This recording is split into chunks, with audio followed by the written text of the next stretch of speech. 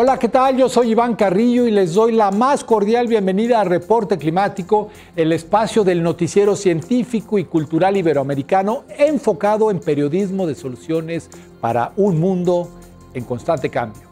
Hoy viajaremos hasta la península de Yucatán, en México, un territorio marcado por el impacto del meteorito que hace 65 millones de años causó la dramática extinción de los dinosaurios. Debajo de su roca caliza, este rincón del planeta resguarda una extraordinaria reserva de agua formada por misteriosas cavernas, ríos y lagos subterráneos, además de los denominados cenotes. Para los mayas, los cenotes eran fuentes de vida, una entrada a otro mundo y un centro de comunión con sus dioses, pero actualmente se encuentran en peligro. A lo largo de este episodio conversaremos con el biólogo Roberto Rojo sobre los factores que amenazan a los cenotes y exploraremos las alternativas para protegerlos. Roberto Rojo es fundador del proyecto de ciencia ciudadana Cenotes Urbanos. Acompáñenme a conocerlo luego de un recorrido por las noticias del clima.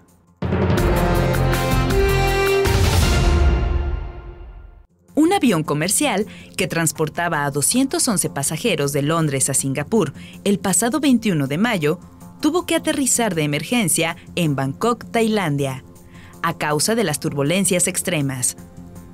Durante la maniobra del Boeing 777-300 Air, operado por Singapore Airlines, murió un hombre británico y otras 71 personas resultaron heridas.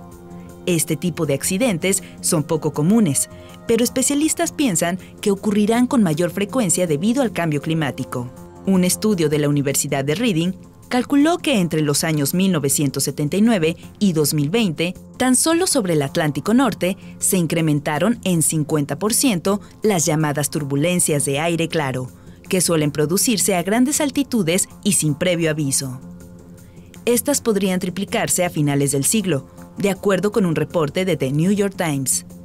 Por ello, la recomendación de siempre es guardar asiento a lo largo de un vuelo y usar el cinturón de seguridad, aunque aparentemente no haya turbulencia.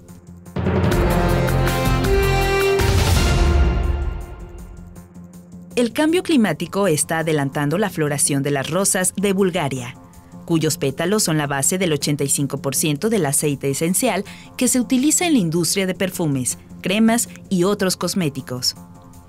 Según fuentes históricas, en el valle de Kazanlak, estas flores se cultivan desde que existía el antiguo reino de Tracia, hace unos 2500 años.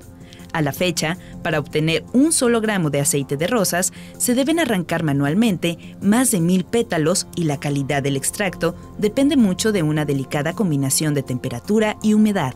Productores búlgaros dijeron a la agencia Reuters que este ciclo, con el invierno menos frío y la primavera más cálida, la recolección comenzó 3 semanas antes de lo normal. Por tal razón, expertos consideran que cada vez será más necesario que la agricultura recurra a tecnologías para mitigar los impactos de la alteración del clima, mientras que con su conocimiento, los científicos tendrán que recomendar nuevas zonas donde los cultivos prosperen.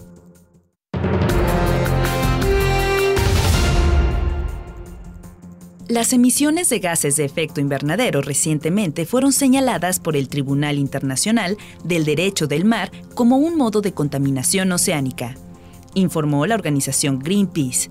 Este posicionamiento surgió en respuesta al llamado de atención por parte de Antigua y Barbuda, Tuvalu y otras pequeñas naciones insulares acerca de que ellas son las que menos han contribuido al cambio climático, pero enfrentan sus peores efectos.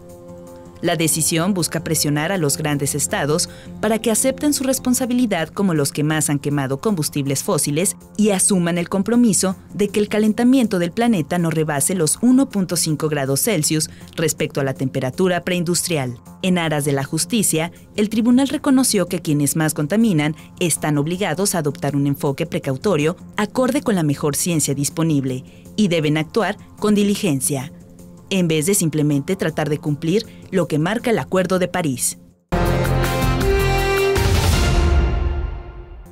Según el Instituto Nacional de Pueblos Indígenas, la palabra cenote solo se utiliza en México, Proviene del vocablo maya sonot, que significa abismo. Existen cenotes abiertos y semiabiertos, y su formación puede durar cientos de miles de años.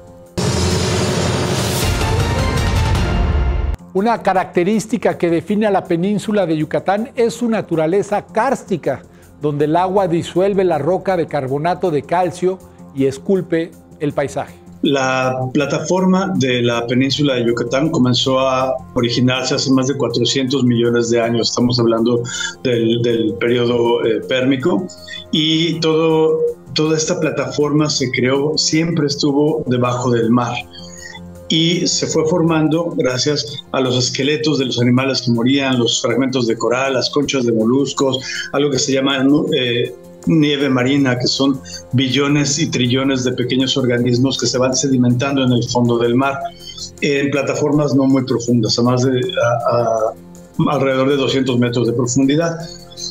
Durante más de 400 millones de años se fue formando esta plataforma sobre la que estamos. Durante la mayor parte de su historia, la península de Yucatán estuvo sumergida bajo el mar y hasta hace relativamente poco tiempo se volvió tierra firme. Hace apenas 5 millones de años, esta plataforma comienza a elevarse del fondo del mar.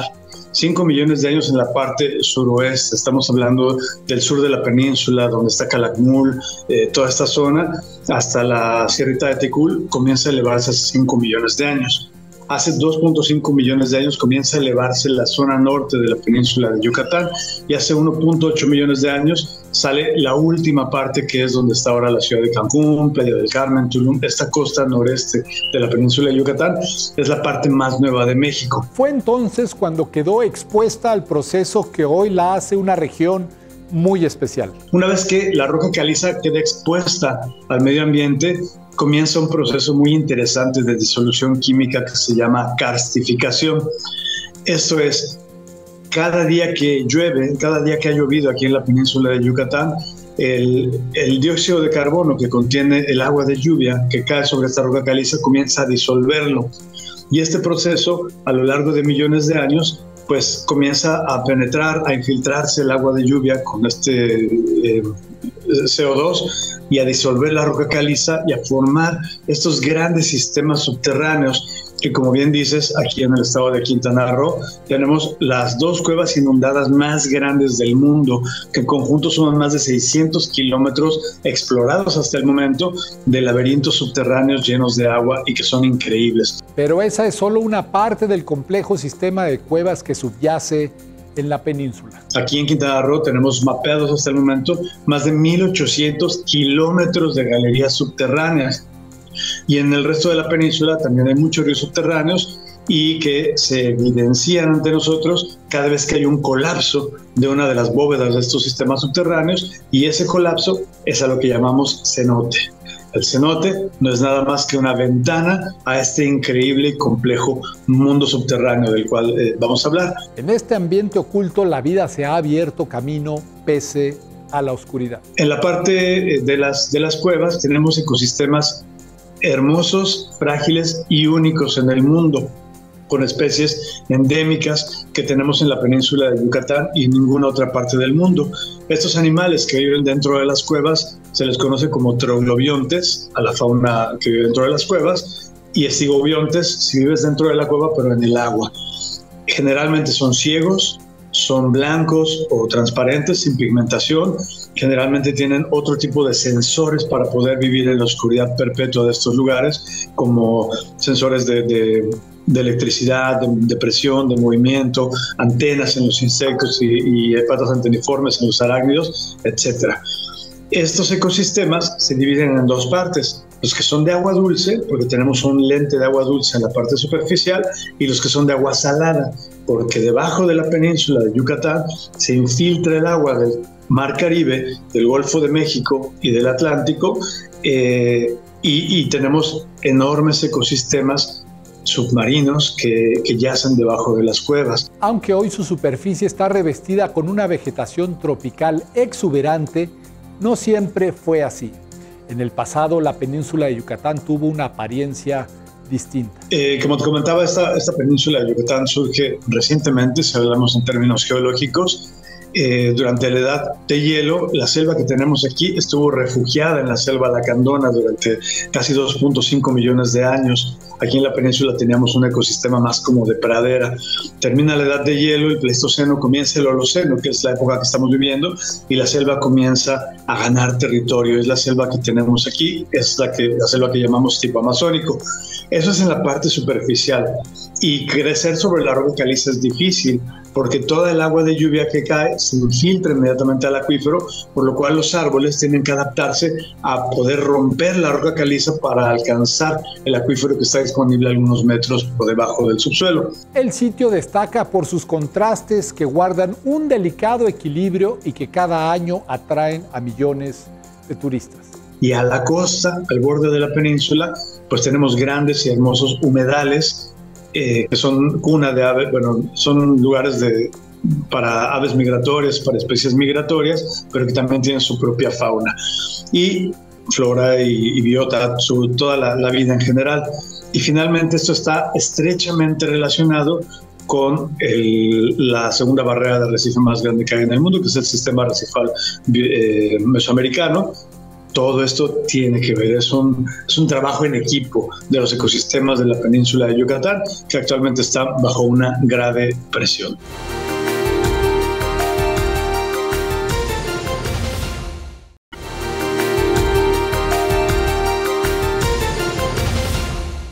La organización Cenotes Urbanos surgió en 2018 y sus más de 300 voluntarios luchan por conservar el mundo subterráneo de la península de Yucatán. Los diversos ecosistemas en la península de Yucatán trabajan en equipo, pero ni siquiera esta fortaleza los ha librado de una serie de presiones que ponen en riesgo su permanencia. Sí, la península de Yucatán ha estado aislada históricamente, por lo menos en la parte oriental, en lo que es el estado de Quintana Roo, y no ha habido mucho desarrollo acá. Por eso tenemos algunas de las últimas selvas saludables que hay en el país. Pero en las últimas décadas ha recibido fuertes presiones todos estos ecosistemas. Son enfocadas en cada área tiene sus propias problemáticas, pero te puedo resumir las principales. Tenemos las granjas porcícolas, por supuesto, en el estado de Yucatán, las megagranjas porcícolas y avícolas, la deforestación para hacer siembras de elementos transgénicos. Tenemos parques eólicos para los cuales también se ha deforestado mucha selva.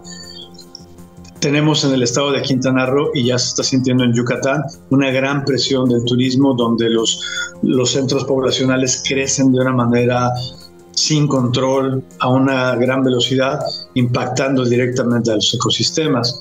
Tenemos también el asentamiento de la comunidad menonita en el sur de Quintana Roo, que en 20 años han deforestado de una manera increíble la selva al sur de Quintana Roo.